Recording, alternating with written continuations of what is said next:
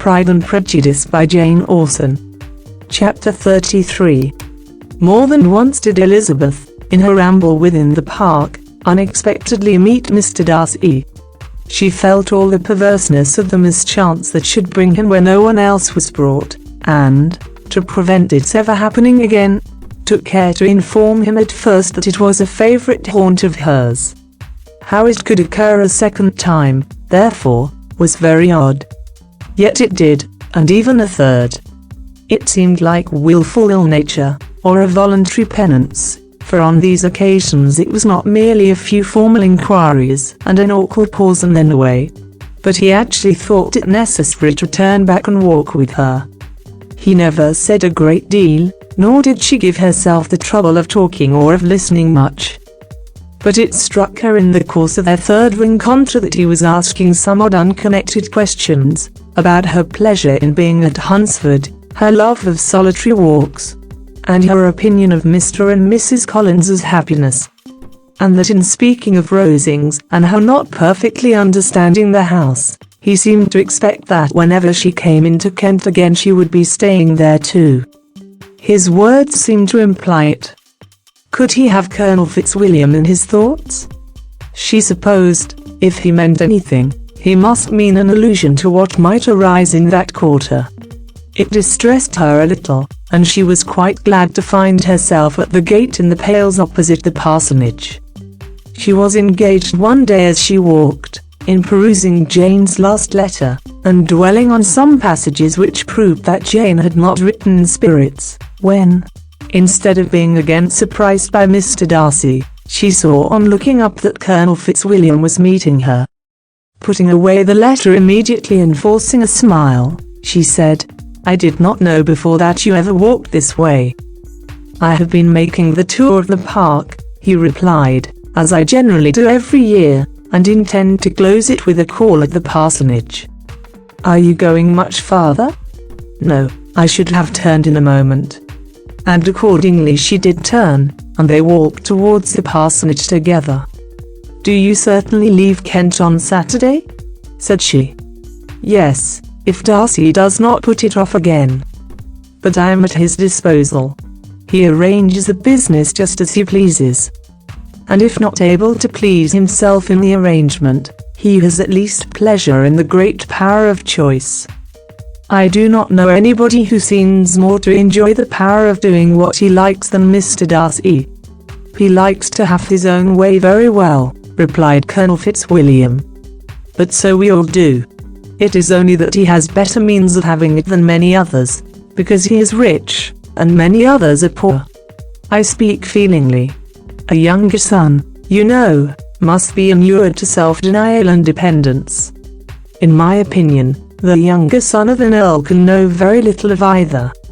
Now seriously, what have you ever known of self-denial and dependence?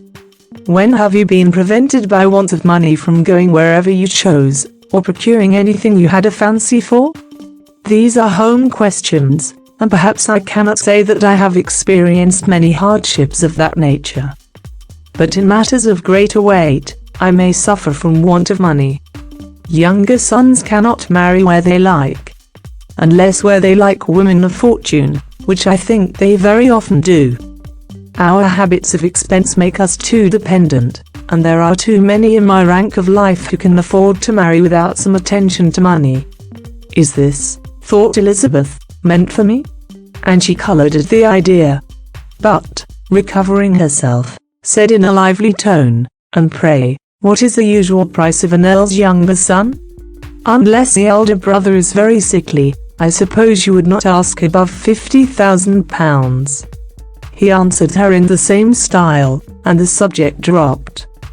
To interrupt a silence which might make him fancy her affected with what had passed, she soon afterwards said, "I imagine your cousin brought you down with him chiefly for the sake of having someone at his disposal.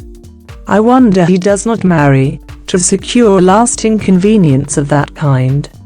But, perhaps, his sister does as well for the present, and, as she is under his sole care, he may do what he likes with her."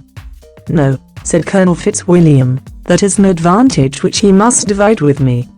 I am joined with him in the guardianship of Miss Darcy." "Are you indeed? And pray what sort of guardians do you make?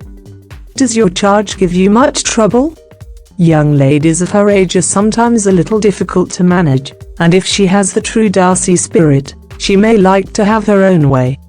As she spoke, she observed him looking at her earnestly, and the manner in which he immediately asked her why she supposed Miss Darcy likely to give them any uneasiness, convinced her that she had somehow or other got pretty near the truth. She directly replied, "You need not be frightened. I never heard any harm of her, and I dare say she is one of the most tractable creatures in the world. She is a very great favourite with some ladies of my acquaintance, Mrs. Hurst and Miss Bingley.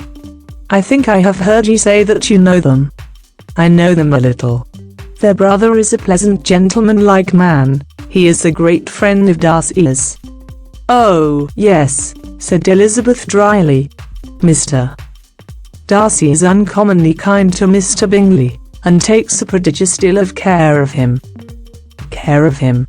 "Yes, I really believe Darcy does take care of him in those points where he most wants care. From something that he told me in our journey hither, I have reason to think Bingley very much indebted to him. But I ought to beg his pardon, for I have no right to suppose that Bingley was the person meant. It was all conjecture." "What is it you mean?" "It is a circumstance which Darcy could not wish to be generally known, because if it were to get round to the lady's family, it would be an unpleasant thing." "You may depend upon my not mentioning it. And remember that I have not much reason for supposing it to be Bingley.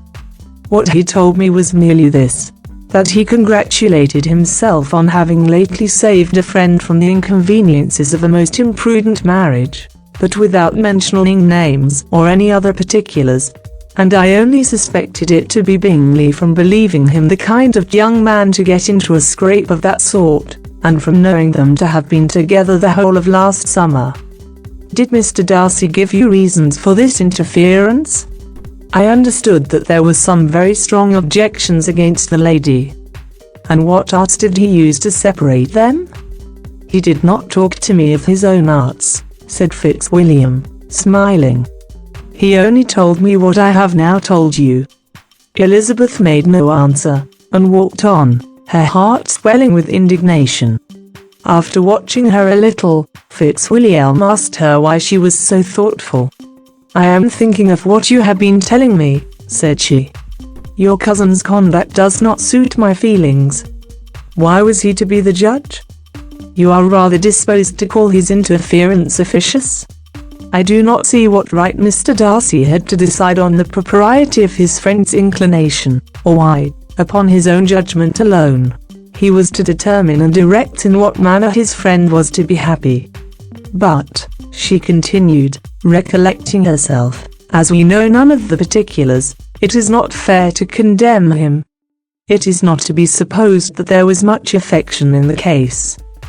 "That is not an unnatural surmise," said Fitzwilliam, "but it is a lessening of the honour of my cousin's triumph very sadly."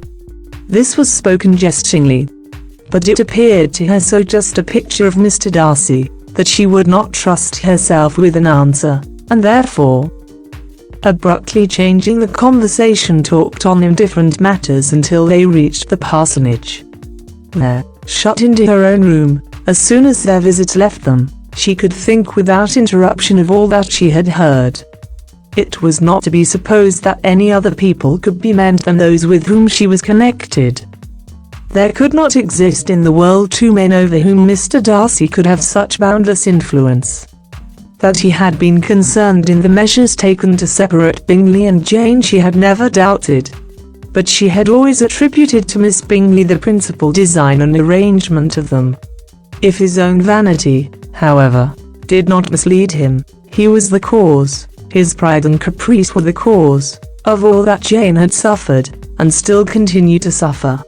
He had ruined for a while every hope of happiness for the most affectionate, generous heart in the world, and no one could say how lasting an evil he might have inflicted. there were some very strong objections against the lady, were Colonel Fitzwilliam's words. And those strong objections probably were, her having one uncle who was a country attorney, and another who was in business in London.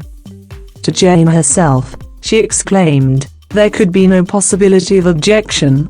All loveliness and goodness as she is. Her understanding excellent, her mind improved, and her manners captivating. Neither could anything be urged against my father, who, though with some peculiarities, has abilities Mr. Darcy himself need not disdain, and respectability which he will probably never reach. When she thought of her mother, her confidence gave way a little. But she would not allow that any objections there had material weight with Mr. Darcy, whose pride, she was convinced, would receive a deeper wound from the want of importance in his friends' connections, than from their want of sense. And she was quite decided, at last, that he had been partly governed by this worst kind of pride, and partly by the wish of retaining Mr. Bingley for his sister. The agitation and tears which the subject occasioned, brought on a headache. And it grew so much worse towards the evening, that, added to her unwillingness to see Mr. Darcy, it determined her not to attend her cousins to Rosings, where they were engaged to drink tea. Mrs. Collins, seeing that she was really unwell, did not press her to go, and as much as possible prevented her husband from pressing her. But Mr. Collins could not conceal his apprehension of Lady Catherine's being rather displeased by her staying at home.